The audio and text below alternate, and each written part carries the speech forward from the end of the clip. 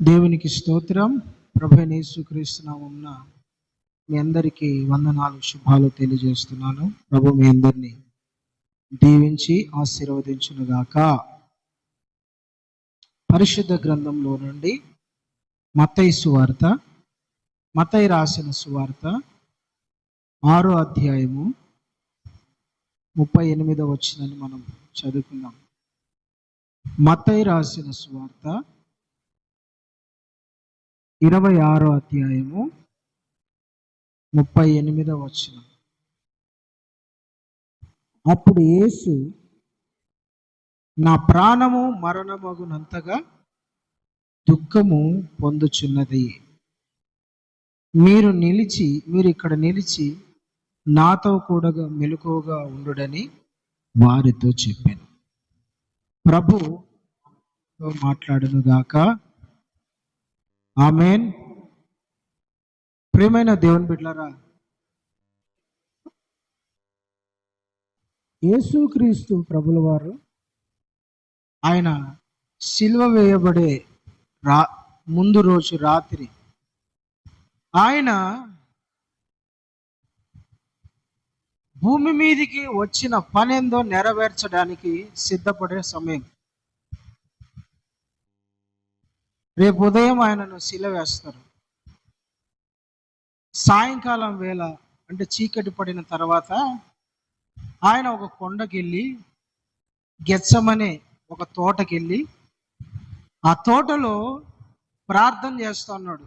ప్రార్థన చేసుకోవడానికి వెళ్ళాడు. ప్రార్థన చేసుకోవడానికి వెళ్ళి ప్రార్థనలో ఏమని ప్రార్థన చేస్తున్నాడంటే, శిష్యులకు చెప్తున్నాడు, అక్కడ ఉండే వాళ్ళకి, నాయనా నేను ప్రార్థన చేసుకోవడానికి వెళ్తున్నా, మీరందరూ ఇక్కడే ఉండండి, నేను వచ్చేంత వరకు మెలకువగా ఉండండి, మీరు కూడా ప్రార్థన చేస్తూ ఉండండి, మీరు కూడా ప్రార్థనలో ఉండండి అని శిష్యులకు చెప్పి వాళ్ళను దాటి కొంత దూరం వెళ్తా ఉన్నాడు. అక్కడ రాయబడిన మాట ఏంటంటే, యేసయ్య చెప్తున్న మాట ఏంటంటే, నా ప్రాణము మరణమగునంతగా దుఃఖము పొందుతోంది. యేసయ్య ప్రాణం అంట పోయేటట్లుగా ఏడుస్తున్నాడు. ఆయనలో దుఃఖము, బాధ ఎట్లా కలుగుతుందంటే, ఆ బాధ, ఆ దుఃఖము, ఆయన ప్రాణము పోతుందేమో అంటే, ఆయన పడే దుఃఖము, ఆయన పడే వేదన, ఆయన హృదయంలో ఉండే బాధ, ఆయన చనిపోతాడేమో అన్నంతగా ఆ దుఃఖం ఆయనలో ఉంది. నడుస్తూ ఉన్నాడు, వెళ్తూ ఉండగానే ఒకటేమైనా ఏడుపు వచ్చేస్తుంది, ఒకటేమైనా రోధించుకుంటా వెళ్తున్నాడు. ప్రియమైన దేవుని బిడ్డలారా, ఎంతగా ఏడుస్తున్నాడు, ఎంతగా ఆయన హృదయంలో బాధ ఉందంటే, ఎంతగా ఆయన మనసులో దుఃఖం ఉందంటే, ఆ దుఃఖానికి, ఆ బాధకు ఆయన ప్రాణమే మరణం అంటే జీవం పోయేంత, మరణం చనిపోయేంతగా ఆయనలో దుఃఖం కలుగుతుందంట. చనిపోయేంతగా ఆయనలో ఆ దుఃఖము అంత ఉందంట. హల్లెలూయా, దేవునికి స్తోత్రం కలుగును గాక. మనం చూడండి, కొంతమంది ఎట్లా ఏడుస్తారంటే, అరే చచ్చిపోతుందేమో అంతగా ఏడుస్తాడు ఆ వ్యక్తి. ఎందుకంత బాధపడతాను అంటే, కొంతమంది చూడండి ఏడుస్తున్నప్పుడు ఎక్కిళ్ళు పెట్టి ఏడుస్తాడు. బాధ అంత రోదన చేస్తారు, అంత ఏడుస్తూ ఉంటారు. ఆ ఏడుపు చూసి పక్కనున్న వాళ్ళు ఏమనుకుంటారంటే, తొందరగా చచ్చిపోతాడేమో, నీళ్ళు దాపండి అర్జెంటుగా అని ఏడవడం ఆపు, చాలే దుఃఖపడింది, ఇంకా చాలే, ఎందుకు అంత ఏడుస్తానో, ఎందుకు అంతగా, వద్దు ఏడుపు మానే, ఏం కాదులే అని ఓదారుస్తూ ఉంటే, ఆ ఓదార్పు కూడా కొంతమంది ఓదార్పు పొందకోకుండా ఏడ్చే వాళ్ళు ఉంటారు కొంతమంది. అయితే యేసయ్య చూడండి, ఆ ప్రాణము పోయేంతగా యేసయ్య ఏడుస్తున్నాడు.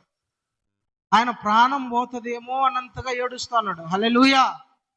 ఆయనకు పక్కన కూడా ఎవరు లేరు ఓదార్చేవాళ్ళు, పక్కన కూడా ఆయనను ఓదార్చేవాళ్ళు, అయ్యా ఎందుకు అంతగా ఏడుస్తానో అనేవాళ్ళు లేరు. ఆయన ఏడ్చే ఏడుపు ఎట్లుందంట, శిష్యులు ఒక చోట కూర్చొని ఉంటే ఆయన రాతి వేత అంత దూరం, అంటే ఇంచుమించు మన చేత్తో రాయి ఇసిరేస్తే ఎంత దూరం పడుతుందో అంత దూరం పోయి కూర్చొని ఏడ్చడానికి, దుఃఖపడడానికి, దేవునితో మాట్లాడుకోవడానికి అంత దూరం వెళ్ళినాడు. ఆడ ఎన్నో ఏడుస్తా అంటే ఈడు శిష్యులకు వినపడుతుందట. అరే ఏంద్రా ఆయన ఇంతగా ఏడుస్తున్నాడు, ఏంది ఇంత కేకలు వినపడుతున్నాయి, ఇంత ఆర్తనాదం, ఇంత రోదన వినపడుతుంది ఏంది? యేసయ్య అంత రోదన చేస్తున్నాడు, అంత ఏడుస్తున్నాడంట, అంత దుఃఖపడుతున్నాడు ఆయన. ఎందుకు ఆయన అంత ఏడుస్తున్నాడు, ఎందుకు ఆయన అంత దుఃఖపడుతున్నాడు? ఆయన ఏడ్చే ఏడుపుకు, ఆయన హృదయంలో ఉన్న దుఃఖానికి ఆయన చనిపోయేంతగా ఏడుస్తున్నాడు. అక్కడ రాయబడి ఉంది, ఆయన ఏడ్చే ఏడుపుకు, ఆయన పడే బాధ కంట ఆయన శరీరంలో నుంచి చెమటకు బదులుగా రక్తం బయటికి వస్తుంది, చెమట రూపంలో ఉంటే. అంటే ఎంతగా ఏడ్చాలి ఆయన ఎంతగా బాధపడుతున్నాడు, ఆయన ఎంతగా దుఃఖపడుతున్నాడు. ఒక వ్యక్తి ఏడుస్తా ఉంటే చెమటకు బదులు రక్తము కారడం, రక్తం రావడం మనం ఇంతవరకు చూడలా. ఒకవేళ ఏడ్చి ఉంటే నోట్లోంచి రక్తం వచ్చి ఉంటుంది, మనం చూసిండవచ్చు.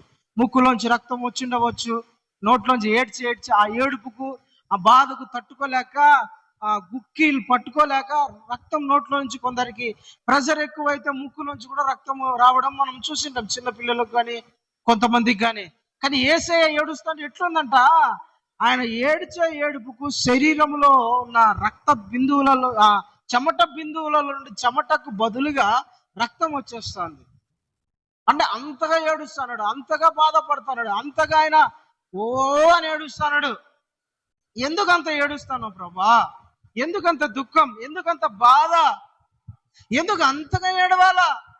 నీ ప్రాణం పోయేంతగా ఎందుకు ఏడవాలా? శరీరములో నుండి చెమటకు బదులుగా రక్తం వచ్చేంత ఎందుకు ఏడవాలయ్యా? ఏమొచ్చింది ప్రభు, అంతా ఏమొచ్చింది? ఎందుకంత ఏడవాల ప్రభా? నీకేం కష్టం వచ్చింది, నీకేం బాధ వచ్చింది, నీకేం సమస్య ఉంది, నీకేం ప్రాబ్లమ్స్ ఉన్నాయి, ఎందుకంత ఏడుస్తున్నావు అంటే, దేవుడు యేసు ప్రభు చెప్పిన మాట ఏంటంటే, ఆయన కోసం ఆయన ఏడవడం లేదు. ఆయనకేదో కష్టాలు ఉన్నాయి, ఆయనకేదో బాధలు ఉన్నాయి, ఆయనకేదో శ్రమలు ఉన్నాయి, ఆయనకేమో ఇబ్బందులు ఉన్నాయి, ఆయనకేమో అప్పులు సమస్యలు ఉన్నాయేమో అని ఆయన తన కోసం ఏడవడం లేదు. ఎవరి కోసం ఏడుస్తున్నాడంట? ఒకటి, తండ్రి చిత్తము నెరవేర్చడానికి. రెండు, తాను సృష్టించిన, తాను చేసిన ప్రజలందరినీ విడిపించడానికి తానే బలిగా అర్పించబడబోతున్నాడు. ఒకటి, తండ్రి చిత్తము నెరవేర్చబడాలి అంటే దేవుని ఇష్టము, తాను సృజించుకొని మనుషులు, యేసయ్యను పంపిన తండ్రి అయిన దేవుని యొక్క చిత్తము, ఇష్టము నెరవేర్చబడాలా. దేవుని చిత్తము ఎక్కడ నెరవేర్చబడదో అని, నేను శరీరరీత్యా ఉన్నా కదా, నేను శరీరంతో ఉన్నా కదా, ఈ బాధను, ఈ హింసను, లేదంటే నన్ను హింసించి ఆ హింసను తట్టుకోలేక వద్దంటానేమో అని ప్రభు అయిన యేసుక్రీస్తు ఏం చేశాడు? ప్రభా, అయినను నీ చిత్తమే జరగాల, నీ చిత్త ప్రకారం నేను చేస్తా. ఏమంటాడు తెలిసిన? ప్రభా, నీకు సాధ్యమైతే, తండ్రి నీకు సాధ్యమైతే ఈ గిన్నెను నా యొద్ద నుండి తీసేయి ప్రభా, ఈ గిన్నెను, ఈ పాత్రను నా దగ్గర నుంచి తీసేయి, అయినా సరే నీ చిత్తమే జరగాల, నీ ఇష్టమే జరగాల నా జీవితంలో, నీ కోరిక నెరవేరాల నా జీవితంలో, నీ ఇష్టం సంపూర్ణంగా నేను నెరవేర్చాలా. ఎక్కడ కూడా నీ చిత్తాన్ని కాదని నేను ఏది కూడా చేయకూడదు. నీ చిత్తం కోసం అవసరమైతే నేను ప్రాణం పెట్టడానికి కూడా సిద్ధంగా ఉన్నా, మరణము అనుభవించడానికి కూడా నేను సిద్ధంగా ఉన్నా. నీ చిత్తము నా జీవితంలో జరగాల తండ్రి. నీ చిత్తము కోసం నేను ఏదైనా పోగొట్టుకోవడానికి ఇష్టంగా ఉన్నా, ఏదైనా నష్టపోవడానికి ఇష్టంగా ఉన్నా, ఏదైనా సరే నా జీవితంలో నుంచి నేను వదిలేసుకోవడానికి సిద్ధంగా ఉన్నా. హల్లెలూయా, దేవునికి స్తోత్రం కలుగును గాక. ఇక్కడ నేను చెప్పాలనుకున్న మాట ఏంటంటే, దేవుని చిత్తము కొరకు సిద్ధపడాల అనండి. దేవుని చిత్తము చేయడానికి సిద్ధపడాల. దేవుని చిత్తం చేసేటప్పుడు నష్టం కలుగుతుంది, దేవుని చిత్తం చేసేటప్పుడు బాధ కలుగుతుంది, దేవుని చిత్తం చేసేటప్పుడు నీకు నచ్చినవి వదులుకోవాల్సి వస్తుంది, దేవుని చిత్తం చేసేటప్పుడు నీకు ఇష్టమైన వాటిని వదులుకోవాల్సి వస్తుంది, దేవుని చిత్తం చేసేటప్పుడు మనుషుల్ని వదులుకోవాల్సి వస్తుంది, దేవుని చిత్తం చేసేటప్పుడు అవసరమైతే నీ ప్రాణం కూడా పెట్టాల్సిన సిచ్యువేషన్ ఎదురవ్వచ్చు. ప్రభు అయిన యేసుక్రీస్తు తండ్రి చిత్తాన్ని నెరవేర్చని, చిత్తం అంటే ఇష్టం, ఆయన కోరిక, ఆయన అనుకున్న ప్రణాళిక నెరవేరాల. అది ఎవరి జీవితంలో? యేసయ్య జీవితంలో ఆయన తండ్రి అయిన దేవుని చిత్తం నెరవేర్చడానికి భూమి మీదకి వచ్చినాడు. హల్లెలూయా, హల్లెలూయా. ఆ దేవుని ఇష్టము నెరవేర్చడానికి ఎవరైతే దేవుని చిత్తములో ఉన్నారో, ఎవరైతే దేవుని సంకల్పంలో ఉన్నారో, వాళ్ళు దేవుని చిత్తం నెరవేర్చేటప్పుడు వారి జీవితంలో కొన్ని బాధలు ఎదురవుతాయి, కష్టాలు ఎదురవుతాయి, కొన్ని సమస్యలు ఎదురవుతాయి, కొంత పోరాటం ఎదురవుతుంది. హల్లెలూయా, హల్లెలూయా. ఎవరైతే దేవుని చిత్తాన్ని చేయాలనుకుంటారో దేవుడు వాళ్ళని మహిమపరుస్తాడు. హెబ్రీయులకు రాసిన పత్రిక 10వ అధ్యాయము 5వ వచనాన్ని ఒకసారి చదవండి. హెబ్రీయులకు రాసిన పత్రిక 10వ అధ్యాయము 5వ వచనం చదవండి. కాబట్టి ఆయన ఈ లోకంలోనికి ప్రవేశించినప్పుడు ఇలాగ చెప్పుచున్నాడు, బలి అర్పణ నీవు కోరలేదు గాని నాకొక శరీరమును అమర్చితివి, సంపూర్ణ హోమములను పాప పరిహారార్థ బలులను నీకిష్టమైనవి కావు. అప్పుడు నేను గ్రంథపు చుట్టలో నిన్ను గురించి వ్రాయబడిన దేవా నీ చిత్తము నెరవేర్చుటకు ఇదిగో నేను వచ్చిన. హల్లెలూయా. దేవుని చిత్తము యేసయ్య పట్ల ఏమైందంట? తండ్రైన దేవుని చిత్తము యేసయ్య పట్ల ఏముందంట? ప్రభా తండ్రి ఇదిగో నీ చిత్తము నేను నెరవేర్చడానికి భూమి మీదకి వచ్చిన. తండ్రి అయిన దేవుని ఇష్టం ఏంటంట? తండ్రి అయిన దేవుని చిత్తం ఏమిటంట? మనుషులందరి కొరకు తండ్రి అయిన ఆ కుమారుడైన దేవుడే శరీరధారిగా భూమి మీదకి దిగి వచ్చి మరణించాల. అక్కడ అదే రాయబడింది, నీవు బలి అర్పణ కోరలేదు గాని నాకు ఒక శరీరమును అమర్చి, నాకు ఒక శరీరాన్ని అమర్చి పంపించినావు.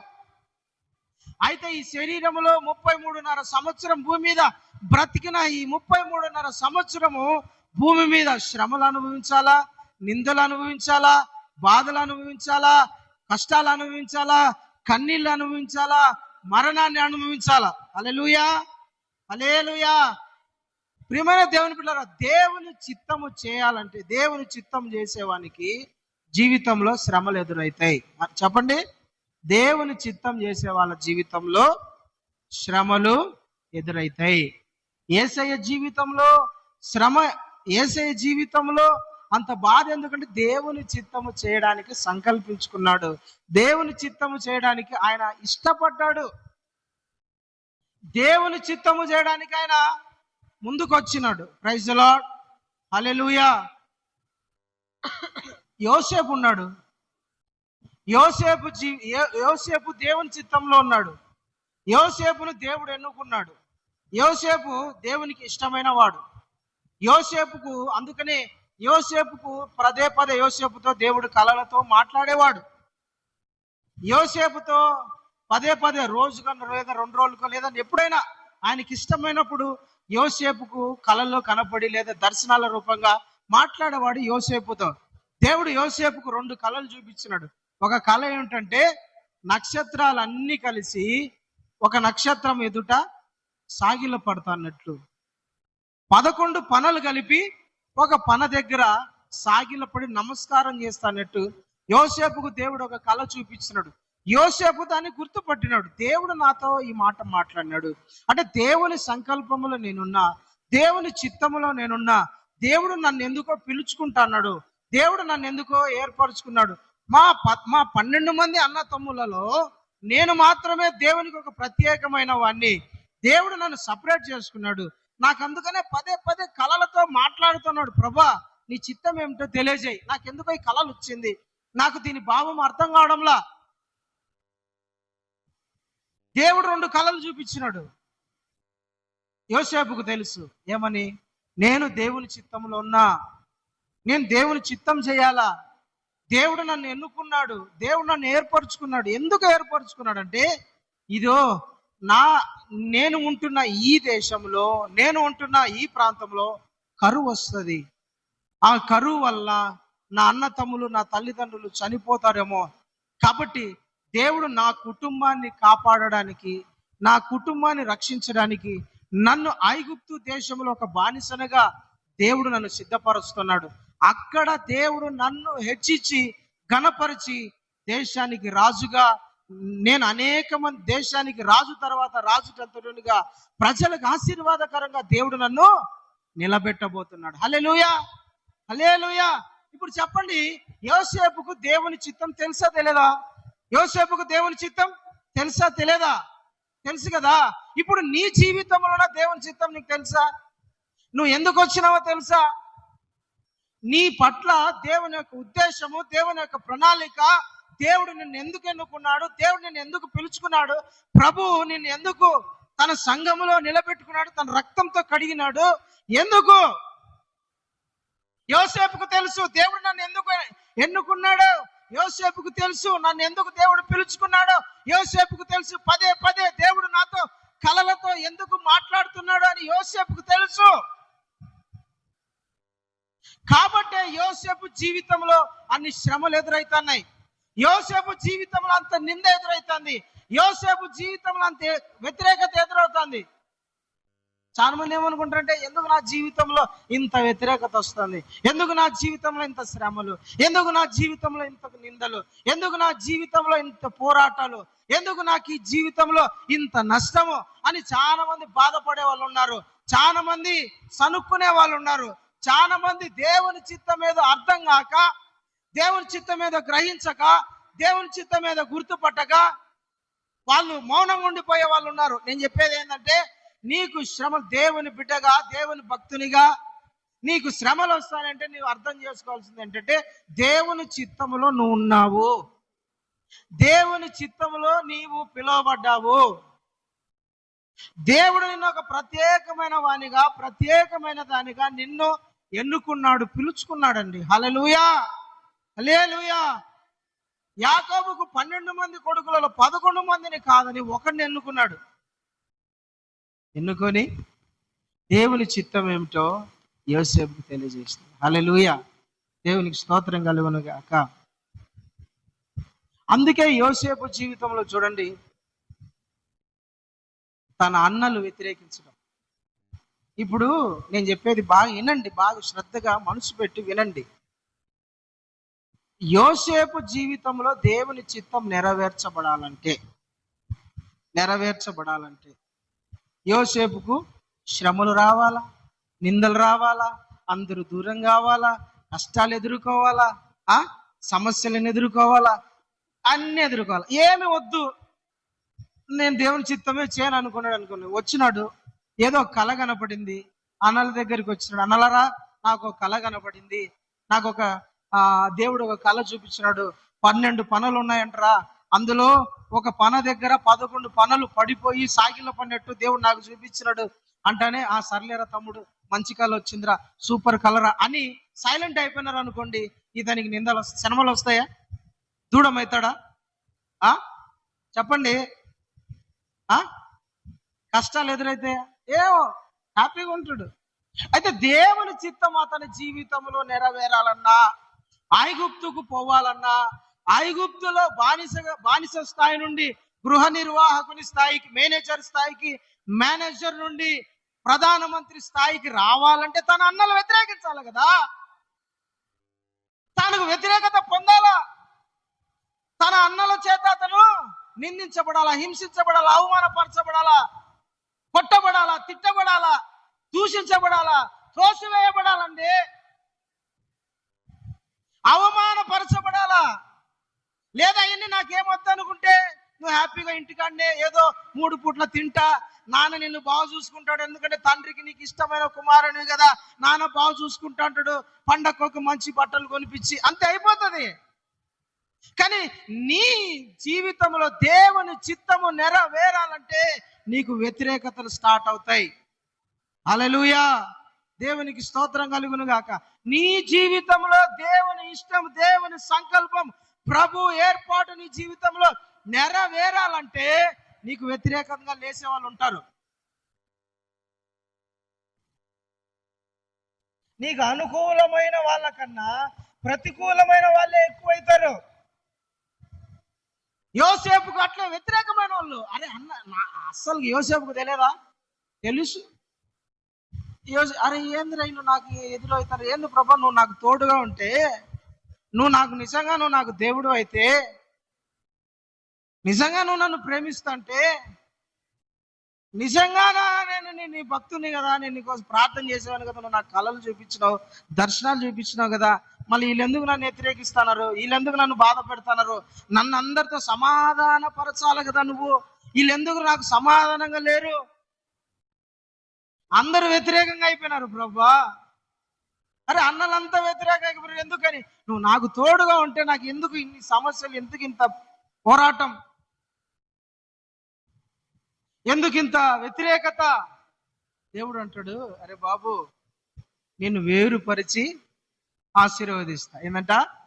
వేరు చేసి ఆశీర్వదిస్తాడు. హల్లెలూయా, దేవునికి స్తోత్రం కలుగును గాక. దేవుడు ఒక వ్యక్తిని ఆశీర్వదించే ముందు విరుస్తాడు ఒక వ్యక్తిని. దేవుడు ఒక వ్యక్తిని ఆశీర్వదించే ముందు ఆ వ్యక్తిని గాయపరుస్తాడు. దేవుడు ఒక వ్యక్తిని ఆశీర్వదించే ముందు సపరేట్ చేస్తాడు. ప్రభు ఒక వ్యక్తిని ఘనపరిచే ముందు ఏం చేస్తాడు తెలిసిన? ఈ వ్యక్తి ఘనతకు అర్హుడు కావడానికి, ఇప్పుడు నిన్ను ఘనపరచాలంటే నువ్వు ముందు ఏం చేయాలా? నింద నీకేందో తెలియాలా, అవమానం ఏందో తెలియాలా, తర్వాత నీకు ఘనత ఏందో తెలుసు. ఒక వ్యక్తిని దేవుడు ఘనపరచడానికి, ఒక వ్యక్తిని దేవుడు ఆశీర్వదించడానికి, ఒక వ్యక్తి జీవితంలో దేవుని యొక్క చిత్తం సంపూర్ణంగా నెరవేర్చడానికి ముందు ఏం చేస్తాడంటే, ఆ వ్యక్తిని దేవుడు ఏం చేస్తాడు? ఫస్ట్ విరుస్తాడు. దేవుని చిత్తము ఆ వ్యక్తిలో నెరవేర్చబడాలంటే ఆ వ్యక్తి విరవబడాలి. హల్లెలూయా, హల్లెలూయా, దేవునికి స్తోత్రం కలుగును గాక. చాలా మంది ఇది తెలియక ఏమనుకుంటారంటే, దేవుని చిత్తము వాళ్ళ జీవితంలో ఉంటది. ప్రతి ఒక్కరిలో దేవుని చిత్తం అనేది, దేవుని ఇష్టం అనేది ఉంటది. అయితే ఇది వాళ్ళకు తెలియక, అర్థం కాక, ఎట్లా అర్థం చేసుకోవాలో తెలియక ఏమనుకుంటారంటే, ఎందుకు నా జీవితంలో ఇన్ని పోరాటాలు, ఎందుకు నా జీవితంలో ఇంత వ్యతిరేకత, ఎందుకు నా జీవితంలో ఇంత అవమానం, ఇంత బాధ ఎందుకు నేను అనుభవించాలి? నేను దేవుని బిడ్డనే కదా, ప్రార్థన చేయడం లేదా, నేను దేవునికి కృతజ్ఞతాస్తుతులు చంపడం లేదా, నమ్మకంగా బ్రతకడం లేదు. మరి ఎందుకనంటే నేను చెప్పేది ఏంటంటే, నీవు సపరేట్ అయితే కానీ దీవించబడలేవు.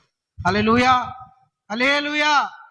దేవుని చిత్తంలో ఉన్న వ్యక్తిని దేవుడు ఏం చేస్తాడంటే, ముందు నల్ల కొట్టడం, విరవడం స్టార్ట్ చేస్తాడు. అలయా కోపును నీవు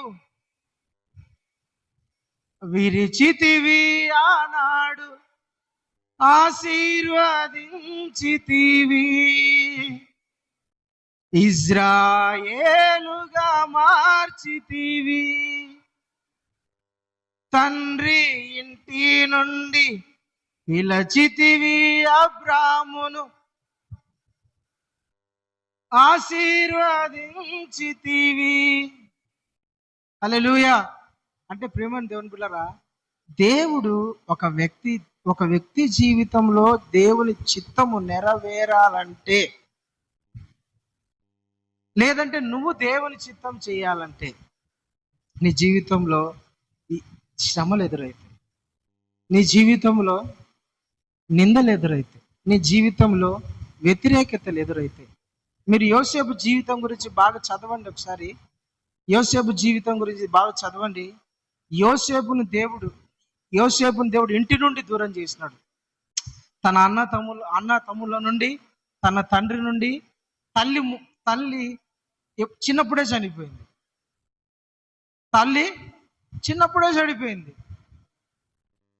బెన్యామీను పుడతానే తల్లి చనిపోయింది. చిన్న వయసులో తల్లి చనిపోయింది.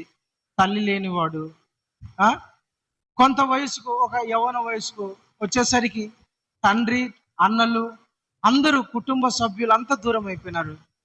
ఎక్కడో దేశం కాని దేశంలో, భాష కాని భాష, ప్రాంతం కాని ప్రాంతం, తెలియని మనుషుల మధ్య బానిసగా బ్రతుకుతా అన్నాడు. సరే అక్కడైనా బాగున్నాడా అంటే కొన్ని రోజులు బాగున్నాడు. బాగున్న తర్వాత అతని జీవితంలో ఒక నింద ఎదురైందండి. ఇది ఒక సమస్య ఎదురైంది. ఒక సమస్య. ఏమిటా సమస్య తెలిసిన? తను ఎంతో నమ్మకంగా పని చేస్తున్న ఇంట్లో తన యజమానురాలు ఇతని మీద ఒక చెడు ఉద్దేశం, దురుద్దేశంతో పాపం చేయాలి, ఎట్లయినా సరే యవనంతో నేను ఎట్లయినా సరే చెయ్యరాని పని చేయాలనుకున్నాడు. ప్రియమైన దేవుని బిడ్డలారా, దేవుని చిత్తము చేయాలనుకున్న వాళ్ళు అనేక శ్రమలు ఎదురైతే, కానీ ఆ శ్రమల నుండి అతను తప్పించుకుంటాడు. ఆ దేవుని చిత్తములో ఉండే వాళ్ళని సాతానుగాడు ఏం చేయాలనుకుంటాడు? పడగొట్టాలనుకుంటాడు. సాతానుగాడు చెడగొట్టాలనుకుంటాడు. సాతానుగాడు నిన్ను ఎట్లయినా సరే దేవుని చిత్తములో నుండి పక్కకు తొప్పేయాలనుకుంటాడు. అసలు నువ్వు దేవుని నుండి దూరం చేయాలనుకుంటాడు నిన్ను. కానీ దేవుని చిత్తములో ఉన్న వాళ్ళు ఎన్నడూ కూడా తప్పిపోరు. మీరు బాగా గుర్తుపెట్టుకోండి, దేవుని చిత్తములో ఉన్న వారు ఎన్నడూ కూడా తప్పిపోరు. యోసేపు జీవితంలో దేవుని చిత్తము నుండి తప్పిపోయేటట్లుగా సాతాను కూడా ఒక ప్లాన్ వేసినాడు. పోతీఫర్ భార్యను యోసేపుకు వ్యతిరేకంగా లేపినాడు. కానీ యోసేపు ఏమన్నాడు తెలుసునా? నీకు అక్కడ మనం ఆలోచిస్తే యోసేపుకు ఒక మంచి అవకాశం, అది యోసేపుకు ఒక మంచి ఛాన్స్. ఎందుకు? ఆమెతో కలిసిపోతే తనకు డబ్బు వస్తుంది, బానిసత్వం నుంచి కొంచెం బయటపడచ్చు, బానిసత్వం నుండి తప్పించుకోవచ్చు, మంచి సుఖవంతమైన జీవితం అనుభవించడానికి ఒక మంచి అవకాశం. కానీ యోసేపు ఏం ఆలోచించాడో తెలిసిన? అల్పకాల పాప భోగమును అనుభవించుట కంటే, చెప్పండి, అల్పకాల పాప భోగం అనుభవించుట కంటే ఇప్పుడు ఈ సంతోషం కోసము నేను చూస్తానంటే దేవుని చిత్తంలో నుండి తప్పిపోతా. దేవుడు నా కోసం సిద్ధపరిచిన మహిమ గల సింహాసనాన్ని స్థాయి నుండి నేను తప్పిపోతా. ఈ తుచ్చమైన చూపుకు, ఈ తుచ్చమైన అభిలాషకు, ఈ తుచ్చమైన కోరికకు, ఈ తుచ్చమైన ఏదో శరీర సంబంధమైన అభిలాషకు నేను లొంగిపోతే నేను దేవుని సంకల్పంలో నుండి వేరైపోతా. దేవుడు నా కోసం సిద్ధపరిచిన మహిమ గల స్థాయిని, ఘనతను, సింహాసనాన్ని నేను పోగొట్టుకుంటా. కాబట్టి నేనేం చేయాలంటే ఈ కోరికను నేను జయించాలా, ఈ ఆశను నేను జయించాలా, ఈ మనస్సును నేను జయించాలా. యవనుడు కదా, ఏ స్త్రీ అయినా వచ్చి పట్టుకుంటే అంకుల్ వద్దా అంటే అంటడా? యవనస్తుడండి, యవన వయసులో ఉన్న వ్యక్తి, యవన వయసులో ఉన్న వ్యక్తి మనసును చంపుకోవాలా, ఆశను చంపుకోవాలా, శరీరాన్ని చంపుకోవాలా, ఎన్ని చంపుకోవాలా? అతని మైండ్లో ఒకటే ఉంది, నేను దేవుని చిత్తాన్ని నెరవేర్చాలి, దేవుని ఇష్టాన్ని నెరవేర్చాలి. దేవుడు నా మీద ఒక ప్రణాళిక కలిగి ఉన్నాడు. నేను దీనికి లొంగిపోయినాను అనుకోండి, పడిపోతాను. హల్లెలూయా. పేతురు అదే రాస్తాడు, మీరు తుచ్చమైన అభిలాషల వైపు వెళ్ళకోకుండా అల్పకాల పాప భోగమును అనుభవించడం కంటే, చూడండి మాట ఉంటుంది, అద్భుతమైన మాట. పేతురు పత్రిక, ఐ థింక్ మొదటి పత్రికలో, పేతురు మొదటి పత్రిక 4వ అధ్యాయము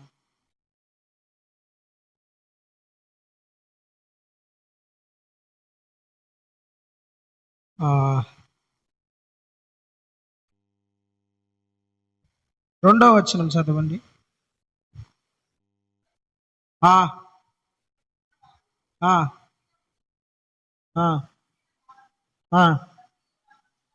ఏం ఆశలు? మనుజాశలను వదిలి అనుసరించి నడుచుకొనక దేవుని ఇష్టానుసారంగానే నడుచుకొనున్నట్లు పాపముతో జోలికి నేను వెళ్ళక ఉండును. హల్లెలూయా. అంటే మనుజాశలను, మనిషి ఆశలు, కోరికలను చంపుకొని బ్రతుకుతారంట. ఎవరు? శరీర విషయములో శ్రమ పడిన వ్యక్తి శరీర ఆశలను, కోరికలను చంపుకొని బ్రతుకుతాడు. దేవునికి మహిమ కలుగును గాక. హల్లెలూయా. యోసేపుకు దేవుని చిత్తములో నుండి తప్పించబడడానికి సాతానుగాడు వేసిన ప్లాన్. బట్ అయినప్పటికీ యోసేపు తెలిసిన, ఇప్పటి కాలపు ఇప్పుడు అనుభవించాల్సిన ఈ సంతోషం కోసం కాకుండా దేవుడు నా కోసం సిద్ధపరిచిన ఆనందం కొరకు ఎదురు చూస్తున్నాడు. హల్లెలూయా. హల్లెలూయా. మీరు ఇక్కడ బాగా గుర్తుపెట్టుకోవాల్సింది ఏంటంటే, యోసేపు జీవితంలో ఒంటరితనం ఎదుర్కొంటున్నాడు, యోసేపు జీవితంలో నింద ఎదుర్కొంటున్నాడు, యోసేపు జైల్లో పడినాడు. కానీ మీరు అక్కడ ఒక మాట చదివితే, దేవుడు అతనికి తోడై ఉండెను గనుక. ఎక్కడ తోడై ఉన్నాడు? ఎక్కడ తోడై ఉన్నాడు దేవుడు? ఎక్కడ తోడై ఉన్నాడు దేవుడు? చెప్పండి, ఎక్కడ తోడై ఉన్నాడు దేవుడు? ఆదికాండం ఒకసారి మీరు చదవండి ప్రేమ దేవుడు. ఆదికాండము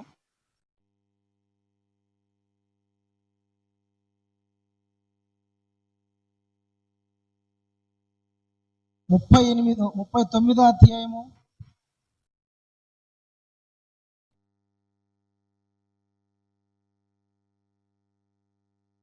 20-21 చదవండి. ఆదికాండము 39వ అధ్యాయము చదవండి బ్రదర్.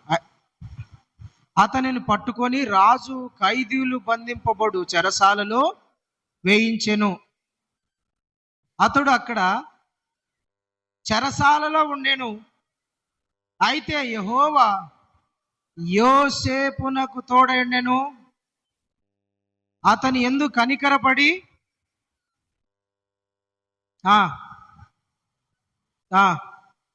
హల్లెలూయా, దేవునికి స్తోత్రం కలుగును గాక. ఎక్కడ దేవుడు యోసేపుకు తోడైనాడంట? చెరసాలలో తోడైనాడు. 39:2లో కూడా ఉంటది, దేవుడు యోసేపుకు తోడై ఉన్నందున పోతీఫర్ ఇంటిని అంతటిని, తనకు కలిగినదంతటిని ఆశీర్వదించానని ఉంటది. అంటే దేవుడు యోసేపుకు బానిసత్వంలో తోడున్నాడు, యోసేపుకు చెరసాలలో తోడున్నాడు, యోసేపుకు ఒంటరితనంలో తోడున్నాడు, యోసేపుకు అందరూ వదిలేసినప్పటికీ యోసేపుకు దేవుడు తోడైనాడు. హల్లెలూయా. నేను చెప్పేది ఏంటంటే, నీవు ఎంత శ్రమలో ఉన్నా, ఇబ్బందులు ఉన్నా, పోరాటాల మధ్య ఉన్నా, దేవుడు నీకు తోడై ఉంటాడు. ఇది మనం మనసులో ఎప్పుడు జ్ఞాపకం పెట్టుకోవాలా, గుర్తు పెట్టుకోవాలా. మనకు ఎంత పెద్ద కష్టం వచ్చినా, శ్రమ వచ్చినా, ఎంత బాధ వచ్చినా, నిందలు వచ్చినా, మనల్ని అందరూ వదిలేసి మనల్ని మనం గుర్తు పెట్టుకోవాల్సిందంటే, యోసేపుకు దేవుడు తోడైనట్లు నాకు దేవుడు తోడై ఉన్నాడు. హల్లెలూయా, హల్లెలూయా. ప్రియమైన దేవుని బిడ్డలారా, దేవుని చిత్తము చేసేటప్పుడు, దేవుని చిత్తము చేయాలనుకున్నప్పుడు, దేవుని చిత్తములో ఉన్నప్పుడు మనకు శ్రమలు ఎదురైతాయి. యేసయ్య తండ్రి చిత్తము చేయాలనుకున్నాడు, మరణమగునంతగా దుఃఖపడుతున్నాడు, మరణమగునంతగా బాధపడుతున్నాడు, ప్రాణము పోయేంతగా ఏడుస్తున్నాడు. దేవుని చిత్తం చేసేటప్పుడు మనకు శ్రమలు ఎదురైతాయి. హల్లెలూయా. దేవుని చిత్తం చేసేటప్పుడు మనకు ఇబ్బందులు ఎదురైతాయి. దేవుని చిత్తం చేసేటప్పుడు మనకు కష్టాలు ఎదురైతాయి. దేవుని ఏముందిలే అనుకుంటే, ఏముందిలే ఈ ఈ అల్పకాల పాపభోగం అనుభవిస్తే ఏమవుతుంది అనుకుంటే, దేవుని చిత్తంలో నుండి వెళ్ళిపోతారండి, దేవుని చిత్తంలో నుండి పడిపోతారు. యోసేపు దేవుని చిత్తంలో ఉన్నాడు, యోసేపు దేవుని చిత్తంలో ఉన్నాడు కాబట్టి ఆ పాపము నుండి ప్రేమ దేవుని పిల్లరా దూరం అయిపోయినాడు. వాక్యం రాయబడి ఉంటుంది, 1 తెస్సలోనికలు రాసిన పత్రిక 4వ అధ్యాయం. ఒకసారి మీరు ఆ మాట చదవండి. తెస్సలోనికలకు రాసిన మొదటి పత్రిక 4వ అధ్యాయము 5వ వచనం చదవండి. మీలో ప్రతివాడును దేవుని ఎరుగని అన్య జనుల వలె పరిశుద్ధత యందును ఘనత యందును తన ఘటమును ఎట్లు కాపాడుకొనుట వలనో అది ఎరిగి ఉండుటయే దేవుని చిత్తము. చాలండి. ఏమిటంట దేవుని చిత్తం? దేవుని ఇష్టం ఏంటి? నీవు పాపములో పడిపోకోకుండా, నీవు జారత్వంలో పడిపోకోకుండా, నీవు పాపానికి చోటు ఇవ్వకోకుండా, నీవు శరీర కోరికలకు లొంగిపోకోకుండా, నీవు పరిశుద్ధంగా దేవునికి తగినట్టుగా నడుచుకోవటమే దేవుని చిత్తం అండి. ఒక యవనస్తుని గురించి సాక్ష్యం చెప్తా అంటే నేను వింటా ఉన్నా. ఒక యవనస్తుని గురించి,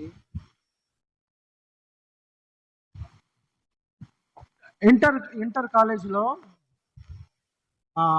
హాస్టల్లో వాళ్ళ అమ్మ నాన్న అందరు కలిసి ఇంటర్ కానీ ఒక వేరే దూరం వాళ్ళ ఊరు నుంచి వేరే ప్రాంతానికి హాస్టల్లో చదువుకోవడానికి పంపించినారు. వాక్యం వినండి. హాస్టల్లో చదివించుకోవడానికని పంపించినారు.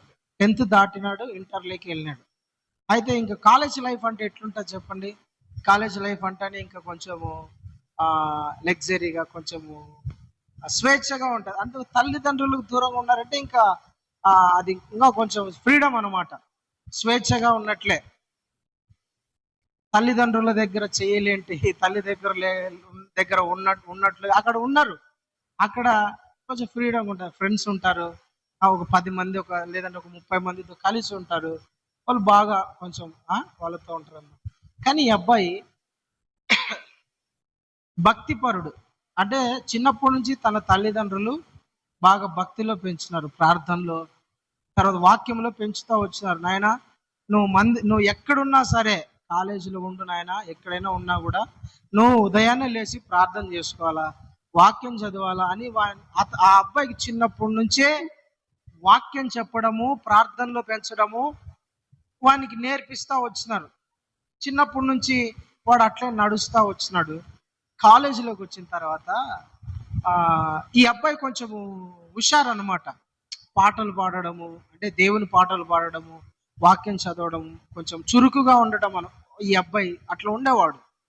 అయితే కాలేజీలో వార్డెన్ పిలిచి, అరే నువ్వు బాగా చురుకుగా ఉన్నావురా, నువ్వు బాగా పాటలు పాడుతున్నావు, నేను గమనించిన.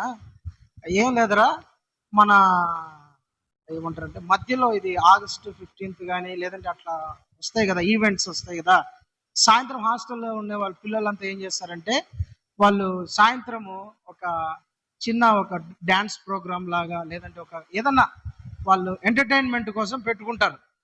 ఈయనకి చెప్పినారంట, అరే నువ్వు సాయంత్రం అయితేనే పలానా రోజు సాయంత్రము నువ్వు ఏమంటారు కానీ యాంకరింగ్ చేయాలంటే సరే సార్ అన్నాడు. వీడు ఫస్ట్ ఏమనుకున్నాడంట, సరే సార్ చేస్తానులేండి సార్, మీరు చెప్పారు కదా. అంటే ఈ అవకాశం వచ్చింది యాంకరింగ్ చేయాలని. అంటే ఈయన ఆలోచన ఏంటంటే, ఈడు దేంట్లో పెరిగినాడు? ప్రార్థనలో పెరిగినాడు, వాక్యంలో పెరిగినాడు, దేవుని భయభక్తులు కలిగి ఉన్నాడు. అవకాశం వచ్చింది యాంకరింగ్ చేయాలని, యాంకరింగ్ చేస్తా ఉన్నాడంట. యాంకరింగ్ చేసే మధ్యలో దేవుడు ఈ పిల్లలతో మాట్లాడుతున్నాడు. దేవుడు ఈ అబ్బాయితో మాట్లాడుతున్నాడు. ఏమని? అరే నేను ఎన్నుకునింది నిన్ను ఎందుకు? నువ్వు చేసేది ఏంది? నేను నిన్ను పిలుచుకునింది దేనికి? నేను నిన్ను ప్రతిష్ఠించుకునేది దేనికి? నేను నిన్ను తల్లి గర్భంలో రూపించినది మొదలుకొని నేను నిన్ను ఎందుకు ఎన్నుకున్నా? నువ్వు చేసేది ఏంది? యాంకరింగ్ చేస్తున్నావా? పలానోడు వచ్చి పలానా పాట పాడతాడు, పలానోడు వచ్చి పలానా పాటకు డ్యాన్స్ వేస్తాడు, పలానోడు వచ్చి పలానా యాక్టింగ్ చేస్తాడు, కోతి వేషాలు వేస్తాడు, పలానోడు వచ్చి తాగినట్టు యాక్టింగ్ చేస్తాడు, నువ్వు చెప్తావా? ఇందుకోసమా నేను నిన్ను పిలిచింది అని దేవుడు ఈ అబ్బాయితో మాట్లాడుతున్నాడు. బాగా ఒక 2 నిమిషాలు పక్కన కూర్చొని ఆలోచించినాడు. హృదయంలో నొచ్చుకునింది, అరే దేవుడు నాతో మాట్లాడుతున్నాడు. నేను దేవుని కొరకు పిలువబడిన ఈ చేయడానికి కాదు కదా, 10 మందిని నేను ప్రభువులోకి నడిపించడానికి, పరిశుద్ధంగా జీవించడానికి, దేవుని సేవ చేయడానికి పిలుచుకున్నాడు. నేనేంది ఇట్లాంటి చేసేదని 10 నిమిషాలు పక్కన కూర్చొని ఆ ప్రోగ్రామ్ మధ్యలోకి వెళ్ళి లేచి వార్డెన్ దగ్గరికి వెళ్ళి, సార్ నేను చేయలేను సార్ ఈ యాంకరింగ్, దయచేసి నన్ను ఏమనుకోవద్దండి, నాకు నచ్చడం లేదు, నా హృదయం ఎందుకో దాన్ని వద్దంటాంది, దయచేసి నన్ను అర్థం చేసుకున్నని సార్ మైక్ ఇచ్చేసి పక్కకు వచ్చేసిన తర్వాత ఆ ప్రోగ్రామ్ అయిపోయింది. వీళ్ళు డ్యాన్సులు వేసుకున్నారు, తిన్నారు, తర్వాత అన్నీ అయిపోయింది. వీడు పోయి ఏం తినకోకుండా రూమ్లో కూర్చొని ప్రార్థన చేసుకుంటాడు. ప్రభా దయచేసి నన్ను క్షమించు, నేనేదో తెలుసో తెలియక తప్పు చేసిన, నన్ను పిలుచుకునింది వేరు, నేను చేసేది వేరు, దయచేసి నన్ను క్షమించి ఇంకెప్పుడు చేయనని ప్రార్థన చేసుకుంటా అంటే అందరూ ముగించుకున్నారు. స్నేహితులంతా వచ్చినారు, రూమ్లో కూర్చున్నారు హాస్టల్లో. ఏరా ఎందుకు రాలా, మధ్యలో వచ్చేసినావే, ఏంది అంటే, అరే నాకు సినిమా పాటలు వినడం అన్నా, సినిమా పాటలు లేదంటే అక్కడ ఏదో నా అట్మాస్ఫియర్ నాకు నచ్చలేదురా, దేవుడు నన్ను ఎందుకో వద్దన్నాడు, నేను వచ్చేసిన, దయచేసి నన్ను ఇబ్బంది పెట్టద్దండి, నేను ఇలాంటి వాటిలో పాల్గొనలేను అంటే వాళ్ళు అన్నారంట, అదేంద్రా, సినిమా పాటలలో ఏముంది? సినిమా అన్నాక మంచి ఉంటుంది, చెడు ఉంటుంది. నువ్వు మంచి తీసుకో, చెడు వదిలేయి అన్నారంట. మంచి తీసుకొని చెడు వదిలేసారా? దాంట్లో ఏముంది? ఏమైపోతుంది? ఏముంది దాంట్లో? నువ్వు మంచివాని, మంచిగా తీసుకో, చెడు తీసుకోవద్దు, నేను ఎవరు వద్దన్నారు అన్నాడు. అప్పుడు ఆలోచించారంట, లాజిక్ ఆలోచించి ఒక లడ్డు ఉంటుంది, ఆ లడ్డు తీసుకుపోయి పెంటలో పడింది. పెంటలోనో పడింది. లడ్డు మంచిదే కదా, ఇది లడ్డు మంచిదే, తీసుకో. మంచి చెడు రెండు కలిసి ఉన్నాయి. తీసుకొని నీట్గా కుళాయి దగ్గర, ట్యాప్ దగ్గర నీళ్ళ దగ్గర తీసుకొచ్చి కడుక్కొని తింటావారా నువ్వు అన్నాడు. అదెట్టయితుంది? మంచి అది నిషేధించబడింది. దాంట్లో పోయి నేను అది తీసుకొని ఎట్ట తింటావు? చీ అంటే మరి అంతేరా, రెండు కలిసి ఉన్నా కూడా కలిసింది దేంతో? చెడుతో కలిసింది, కాబట్టి నువ్వు తినవు. మరి అట్లాంటిదే, హల్లెలూయా, దేవునికి స్తోత్రం కలుగును. ఆ రోజు నుంచి వాళ్ళతో మాట్లాడటం అనేది పక్కన పెట్టేసినారంట. మాట్లాడుకోకుండా కొన్ని రోజులు దూరం పెట్టేస్తారంట. అరే ఏంద్రాయుడు అన్ని దాంట్లకు లాజిక్లు మాట్లాడుతున్నాడు, అన్ని దాంట్లకు దేవుడు అంటాడు, అన్ని దాంట్లకు భక్తి అంటాడు, అన్ని దాంట్లకు ఏందో ఈయన పక్కన పెట్టండి, అసలు దేంట్లో ఇన్వాల్వ్ చేయొద్దండి, దేన్ని పిలవద్దండి, ఆడు సావు ఆడు సత్తలే అనుకుంటే దాన్ని పక్కన పెట్టేసాడు అన్నాడంట. ప్రేమైన దేవుని పిల్లరా, దేవుని చిత్తం చేసేటప్పుడు మన జీవితంలో ఏమి ఎదురైతాయి? వ్యతిరేకత ఎదురవుతుంది, శ్రమ ఎదురవుతుంది, ఇబ్బందులు ఎదురవుతాయి. ఒక ఆమె నా దగ్గరికి వచ్చింది, అన్నా నా కూతురికి పెళ్లి చేయాలనుకుంటున్నావు, ప్రార్థన చేయండి అని. సర్లే సిస్టర్, ప్రార్థన చేస్తాను. ప్రార్థన చేసిన తర్వాత ఒక నెల తర్వాత మళ్ళా ఫోన్ చేసింది, అన్నా నా కూతురికి పెళ్లి సంబంధము మాట్లాడుతున్నాము, కుదిరట్టుగా ప్రార్థన చేయను అని. సర్లేమ్మా ప్రార్థన చేస్తలే అని ప్రార్థన చేసిన తర్వాత ఆమె ఒక 3-4 రోజుల తర్వాత పెళ్ళి అన్న ఓకే అన్న సంబంధము, మీరు ప్రార్థన చేసినందుకు స్తోత్రం, దేవునికి వందనాలన్నా అని చెప్పింది. సరేమ్మా వాళ్ళు ఎక్కడ, ఎవరు, ఏంటి అన్ని సమాచారం అడిగితే ఏం లేదన్నా మా బంధువులలోనేనా అనింది. అయితే అమ్మా ఎక్కడ, ఏ చర్చిలో, ఏ మందిరంలో పెళ్ళి అంటే, అబ్బా అన్న వాళ్ళు మందిరంలో పెళ్ళి ఒప్పుకోరన్నా. అదేందమ్మా మందిరంలో పెళ్ళి ఒప్పుకోకపోవడం ఏంటి అంటే, వాళ్ళు క్రిస్టియన్స్ కాదన్నా, వాళ్ళు హిందువులు. అంటే నువ్వు క్రిస్టియన్ కదా, నువ్వు బాప్తిజం తీసుకున్నావు కదా, నువ్వు ప్రభు నమ్ముకున్నావు కదా అంటే, నేను నమ్ముకున్నాను, కాకపోతే నా బంధువులు నమ్ముకోలేదు అన్నారు. అదేందమ్మా నువ్వు నమ్ముకుంటే చాలు కదా, నీ బిడ్డ కదా, నీ కూతురు కదా, నీ కూతురు నీ ఇష్ట ప్రకారం చేస్తావు కానీ ఊర్లో వాళ్ళకి ఇష్ట ప్రకారం ఏం చేయవు కదా తల్లి అంటే 10 మంది మనల్ని ఏమన్నా అనుకుంటారేమో అని నేను ఆ సాంప్రదాయంలో చేయాల్సి వస్తుందన్నాను. మా అన్న ఏమన్నా అనుకుంటాడేమో, మా అత్త ఏమన్నా అనుకుంటుందేమో, మా వదిన ఏమన్నా అనుకుంటుందేమో, మా మరదలు ఏమన్నా అనుకుంటుందేమో అని ఈవెన్ తీసుకుపోయి ఏడగలుగుతుంది, అన్ని జనులలో కలిపేస్తుంది. ఎందుకు అంటే దేవుని చిత్తములో నువ్వు దేవుని చిత్తం చేయాలనుకుంటే నీకు వ్యతిరేకత వస్తుంది, రాకుండా ఎట్టుంటది? వస్తుంది వ్యతిరేకత. నువ్వు దేవుని చిత్తము నెరవేర్చాలనే నువ్వు ఈ రోజు నుంచి నేను ఏమని బాప్తిజం తీసుకున్నప్పుడు ఏమని ప్రమాణం చేస్తాము, ఈ రోజు నుంచి నేను దేవునికి ఇష్టంగా బ్రతుకుతా, దేవుని ఆజ్ఞల ప్రకారం బ్రతుకుతా, వాక్యానుసారం బ్రతుకుతాను ప్రార్థన చేస్తాం. మళ్ళీ ఏం చేస్తారు? పోయి అన్యజనుల సాంప్రదాయాలలో కలుస్తారు. ప్రియమైన దేవుని పిల్లలు, దేవుని చిత్తం చేసేటప్పుడు వ్యతిరేకత అనేది వస్తుంది, మన జీవితంలో ఎదురవుతుంది. అయినా సరే నాకు నష్టం జరిగిన దేవుని చిత్తమే నెరవేర్చబడాలా, నాకు ఇబ్బంది ఎదురైనా సరే దేవుని చిత్తమే నెరవేరాలా, నాకు కష్టం వచ్చినా సరే దేవుని చిత్తమే నెరవేరాలా అనుకున్న వాళ్ళని దేవుడు గణపరుస్తాడు. హల్లెలూయా, హల్లెలూయా. నాకు నష్టం జరిగినా సరే నా జీవితంలో దేవుని చిత్తము నెరవేరడానికి నేను సంకల్పించుకుంటే, నేను ప్రతిష్ఠించుకుంటే దేవుడు నన్ను, నా కుటుంబాన్ని, నాకు కలిగినదంతా కూడా ఆశీర్వదిస్తాడు.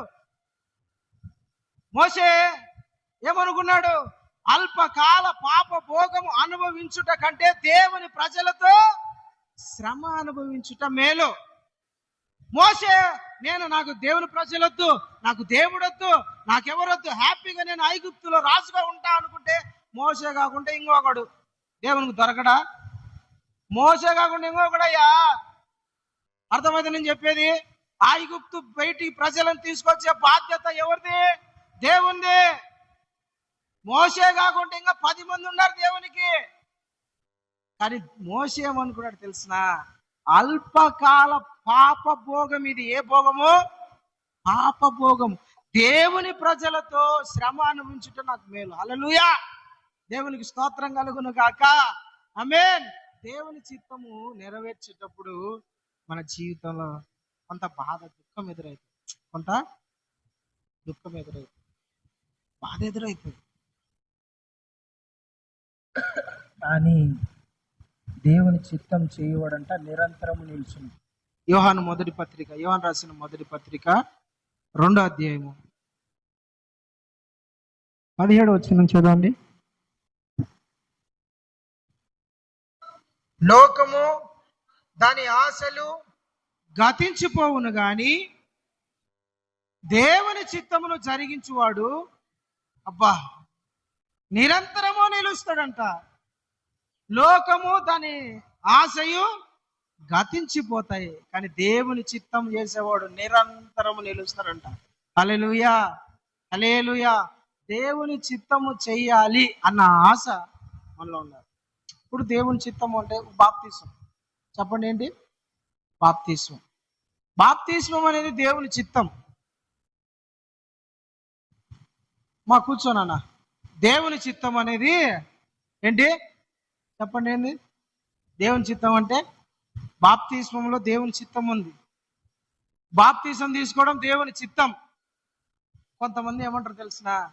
బాప్తిసం తీసుకోవాలంటే అన్నా ఇప్పుడే సమయం ఉంది లేనా, ఇంకెప్పుడైనా తీసుకుంటాం లేనా, తర్వాత ఎప్పుడైనా తీసుకుంటాం లేనా అనే వాళ్ళు ఉంటారు. కొంతమంది బాప్తిసం తీసుకోవాలంటే పెండింగ్ చేసే వాళ్ళు ఉంటారు. చాలా మంది ఆలస్యం చేసే వాళ్ళు ఉంటారు. అర్థమైంది? ఆలస్యం చేసే వాళ్ళు ఉంటారు. కొంతమంది ఎప్పుడైనా తీసుకుంటాం లేనా అనేవాళ్ళు.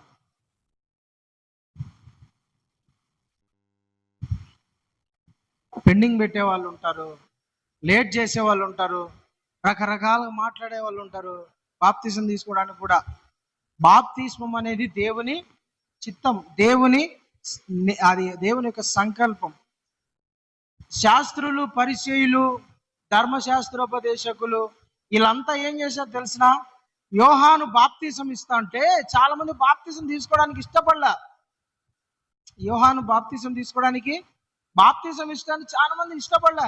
పాపులు పోతున్నారు, తర్వాత సుంకరులు పోతున్నారు, అందరు పోయి బాప్తిసం తీసుకుంటాడు. వీళ్ళు మట్టుకు ఆడపోయి చూసి సైలెంట్ ఉంటాడు. ఏందా పిచ్చోడు నీళ్ళలో దిగి బాప్తిసం ఇచ్చుకుంటున్నాడు, ఏముందిరా అందులో?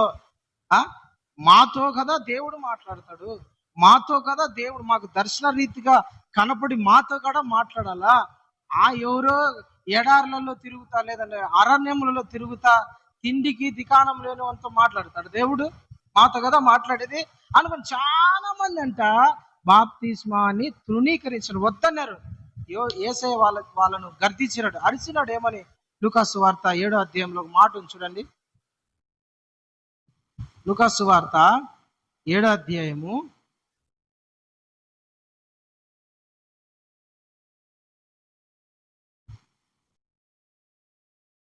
30వ వచనం. లూకాసు వార్త 7వ అధ్యాయం 30వ వచనం. పరిసయ్యులను, ధర్మశాస్త్రోపదేశకులను అతని చేత బాప్తిస్మము పొందక తమ విషయమైన దేవుని సంకల్పమును ఏంటంటే బాప్తిసం పొందడం వద్దన్నారంట. మాకొద్దు, మాకు ఇష్టం లేదు. ఏంది? బాప్తిసం పొందడం ఇష్టం లేదన్నారంట. అంటే బాప్తిసం పొందడం ఏమిటి? దేవుని చిత్తం అండి అది. బాప్తిసం పొందడం అనేది ఒక దేవుని చిత్తం. కొంతమంది దేవుని చిత్తాన్ని పెండింగ్ చేసే వాళ్ళు ఉంటారు, మనుషులకు భయపడే వాళ్ళు ఉంటారు, దేవుని చిత్తాన్ని ఆలోచన చేసే వాళ్ళు ఉంటారు. నీకు దేవుని చిత్తం చేసేటప్పుడు వ్యతిరేకతలు ఎదురవుతాయి. దేవుని చిత్తం చేసేటప్పుడు సమస్యలు ఎదురవుతాయి. దేవుని చిత్తం చేసేటప్పుడు కష్టాలు ఎదురవుతాయి. దేవుని చిత్తం చేసేటప్పుడు పోరాటాలు ఎదురవుతాయండి. హల్లెలూయా, హల్లెలూయా. మరి దేవుని చిత్తాన్ని చేయడానికి ఇష్టపడుతున్నారా? దేవుని చిత్తం చేయడానికి, దేవుని ఇష్టం నెరవేర్చడానికి, దేవుని ఇష్టానుసారంగా ఉండడానికి మిమ్మల్ని మీరు సిద్ధపరచుకుంటున్నారా? పరిశుద్ధంగా బ్రతకడం దేవుని చిత్తం, బాప్తీసం తీసుకోవడము దేవుని చిత్తం, సువార్త ప్రకటించడము దేవుని చిత్తం అండి. పాపము నుండి దూరంగా పారిపోవడము దేవుని చిత్తం. హల్లెలూయా, హల్లెలూయా. దేవుని చిత్తమును నెరవేర్చే వ్యక్తికి కష్టాలు ఎదురవుతాయి, బాధలు ఎదురవుతాయి, సమస్యలు ఎదురవుతాయి. అయితే నువ్వు గుర్తు పెట్టుకోవాల్సింది, నేను దేవుని చిత్తమును నెరవేర్చే వ్యక్తిని. అపోస్తుడైన పౌలు జీవితంలో, అపోస్తుడైన పౌలు, దేవుడు రాత్రి పౌలుకు దర్శనమిచ్చి, నాయనా యెరూషలేములో తర్వాత రోమాలో నన్ను గురించి నువ్వు సాక్ష్యం చెప్పాలా, సువార్త ప్రకటించాలా అని పౌలుకు దేవుడు రాత్రి కలలో చెప్పినాడు.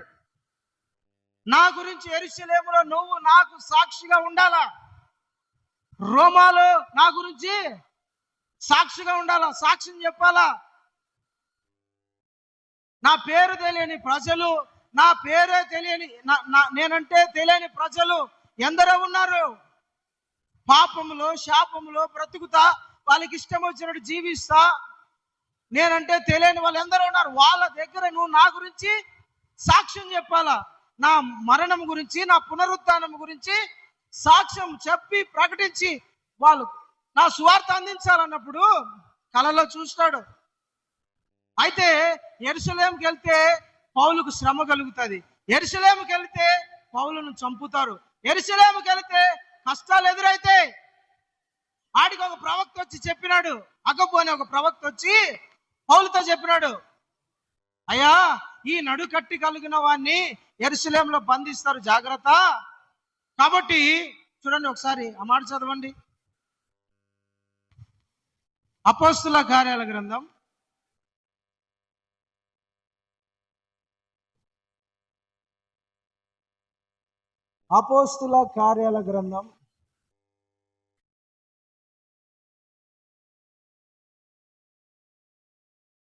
18వ అధ్యాయము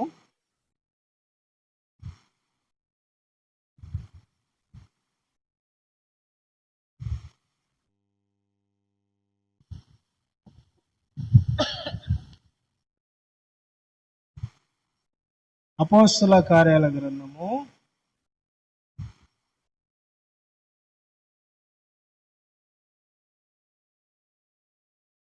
18వ అధ్యాయము. అగబు అని ఒక ప్రవక్త ఉంటాడు.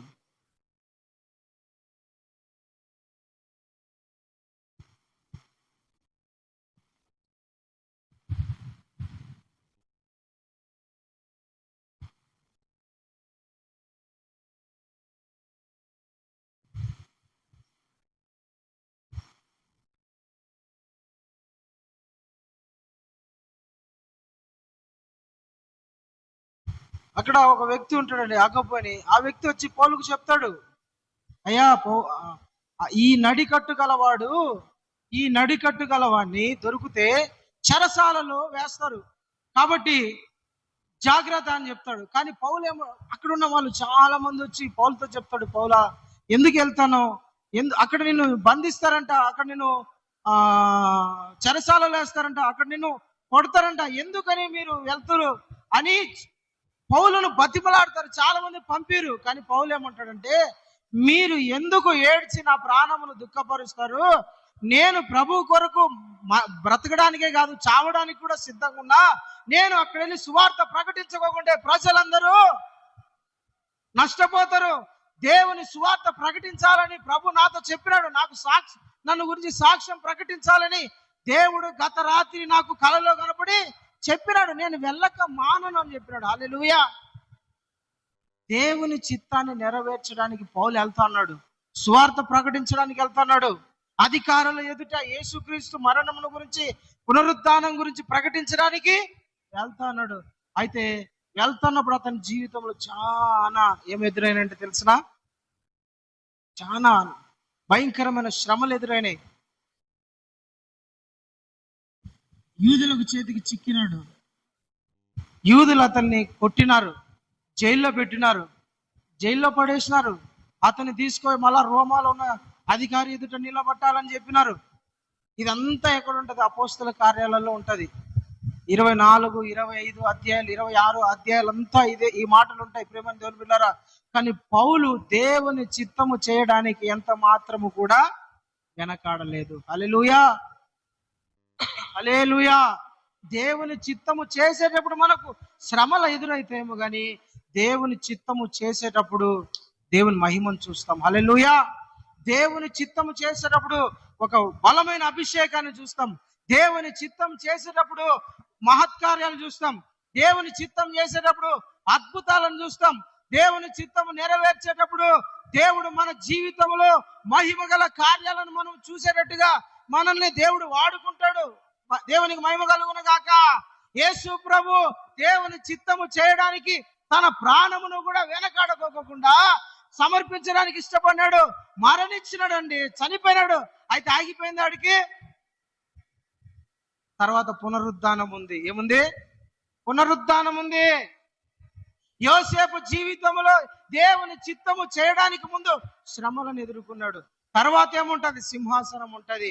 పౌలు జీవితంలో రోమాకు వెళ్ళడానికి ముందు అతడు సముద్రములో అలల చేత కొట్టబడినాడు, సమస్యలు ఎదుర్కొన్నాడు, జైల్లో పెట్టబడినాడు, పిడిగుద్దులు కొట్టించుకున్నాడు, యూదుల చేత వ్యతిరేకత అనుభవించినాడు.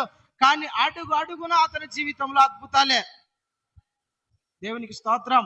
పాము కాటేసింది అతనికి, ఏం కాల, ఏదో అట్ట తీసుకున్నట్ట ఇదిలి చేసినాడు. అందరూ చూసి అదేంద్రా పాము, అందరూ అనుకున్నారు ఏ దుర్మార్గ పని చేసినాడు, ఏ పాప పని చేసినాడు,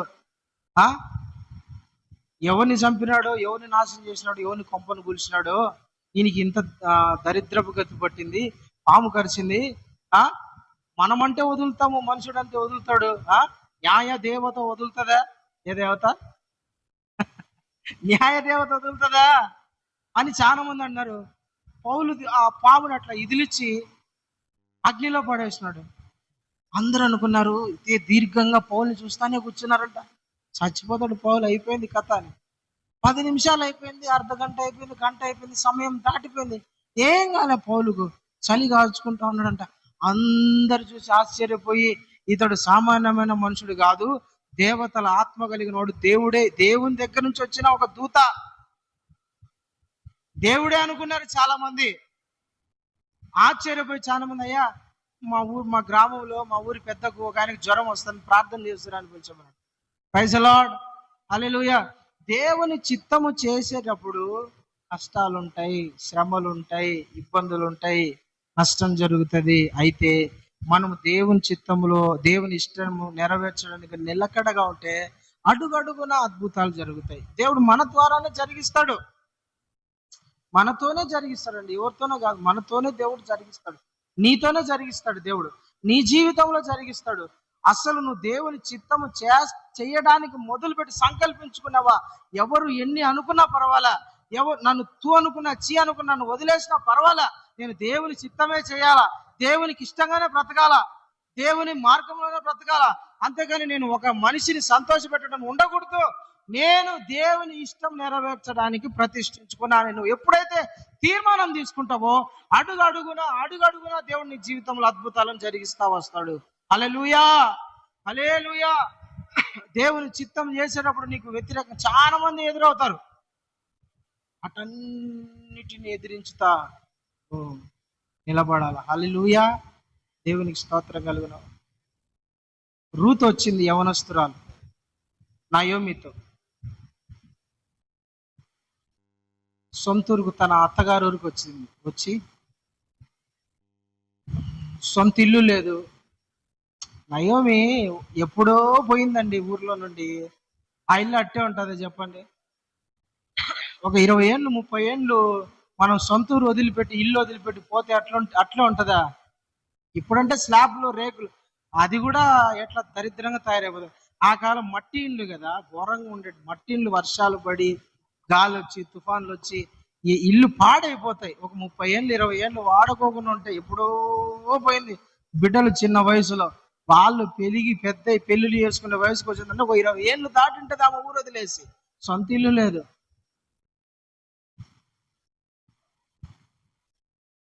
అత్తతో కలిసి వచ్చేసింది. సొంత ఇల్లు లేదు, తనకంటూ ఏమీ లేదు. అందరూ యవనస్తురాలు కదా, యవన వయసులో ఉంది కదా, అందరూ అంటూ ఉండొచ్చు, ఎందుకు నీకు ఈ గతి, ఎందుకు నీ బతుకు, ఎందుకు నీకు ఈ కష్టం, హ్యాపీగా ఉండొచ్చు కదా నువ్వు ఎక్కడైనా పోయి. ఆ బేకార దాంతో వచ్చి నువ్వు ఆ దరిద్రపు దాంతో వచ్చి ఇంత దరిద్రాలు అనుభవించడం ఎందుకు? తినడానికి తిండి లేదు, ఉండడానికి ఇల్లు లేదు, ఇంత శ్రమలు ఎందుకు అనుభవించాలా? హ్యాపీగా నువ్వు ఏడైనా నువ్వు నీ వయసు ఉంది, పోయి పెళ్లి చేసుకుని హ్యాపీగా బ్రతకచ్చు కదా నువ్వు. ఏమొచ్చింది నీకు అనే వాళ్ళు చాలా మంది ఉండిండొచ్చు, ఆమెతో మాట్లాడి ఉండొచ్చు. కానీ ఆమె ఏమని తెలిసిన, నేను దేవుని చిత్తం చేయాలనుకుంటాను. హల్లెలూయా, హల్లెలూయా. నేను దేవుని చిత్తం చేయాలనుకుంటాను.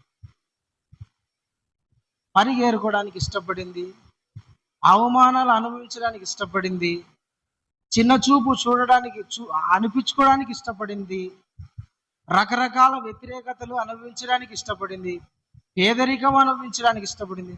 తన సొంత ఇంటికి వెళ్ళిపోతే ఇల్లు ఉంటుంది, తన సొంతూరికి అమ్మగారింటికి ఇంటికి వెళ్ళిపోతే ఇల్లు ఉంటుంది, తినడానికి తిండి ఉంటుంది, మంచి వసతులు ఉంటాయి. కానీ ఇక్కడ తన అత్తతో పాటు శ్రమ అనుభవించడానికి ఇష్టపడింది, శ్రమ పడడానికి ఇష్టపడింది. శ్రమలకు ఎవరైతే ఇష్టపడతారో, శ్రమ అనుభవించడానికి ఎవడైతే ఇష్టపడతాడో, ఏ వ్యక్తి అయితే ఇష్టపడతాడో అతని జీవితంలో దేవుడు మహిమను కుమ్మరిస్తాడని. హల్లెలూయా. కష్టపడడానికి ఇష్టపడతాడో, శ్రమ పడడానికి ఇష్టపడతాడో, దేవుని చిత్తాన్ని నెరవేర్చడానికి ఇష్టపడతారు, వారి జీవితంలో దేవుడు గొప్ప కార్యాలు చేస్తాడు. రూతు శ్రమలు అనుభవించుకోకుండా, నిందలు అనుభవించుకోకుండా, పేదరికాన్ని అనుభవించుకోకుండా ఉండింటే ఆ దేశంలో బోయాజు అనే వ్యక్తికి యజమానురాలుగా భార్యగా మారేది కాదు. ఆ దేశం అంతటిలోనే, ఆ బెత్లెహేములోనే గొప్ప ధనవంతుడు బోయాజుకు భార్య అయ్యేది కాదు. అంత భూస్వామికి ఆసామికి భార్య అయ్యేది కాదు. అంత ఆస్తికి వారసురాలు కూడా అయ్యేది కాదు. నేను అనేది ఏంటంటే ప్రేమ దేవుని బిడ్డలారా, మన జీవితంలో శ్రమలు అనుభవించుకోకుండా, కష్టాలు అనుభవించుకోకుండా మనం స్థాయి మారాలంటే మారదు. అది నీ కుటుంబంలో అయినా సరే, మన సేవలో అయినా సరే, పరిచర్యలైనా సరే, ఉద్యోగంలో అయినా సరే, ఆత్మీయ జీవితంలో అయినా సరే, ఎక్కడైనా సరే మనము శ్రమలు అనుభవిస్తేనే ఘనత చూడగలము. హల్లెలూయా. శ్రమను అనుభవిస్తేనే ఘనత చూడగలము. కాబట్టి మీరు బాగా గుర్తుపెట్టుకోవాలా, దేవుని చిత్తాన్ని నెరవేర్చేటప్పుడు నా జీవితంలో శ్రమలు వస్తాయి. శ్రమలను నేను తట్టుకుంటే దేవుని మహిమను చూస్తా, అనుభవిస్తా. ఈ ఈ నిర్ణయాన్ని, ఈ మనసు మీరు కలిగి ఉంటే దేవుడు మీ జీవితంలో గొప్ప కార్యాలను జరిగిస్తాడు. ప్రభు అట్టి కృప మీ అందరికీ దయచేయును గాక. దేవుని దీవెనలు మీ జీవితంలో కుమ్మరించును గాక. ప్రార్థన చేసుకుందామండి. అందరూ మోకరించండి, ప్రార్థన చేసుకుందాం. ప్రార్థన చేసుకొని ఉంచుకుందాం.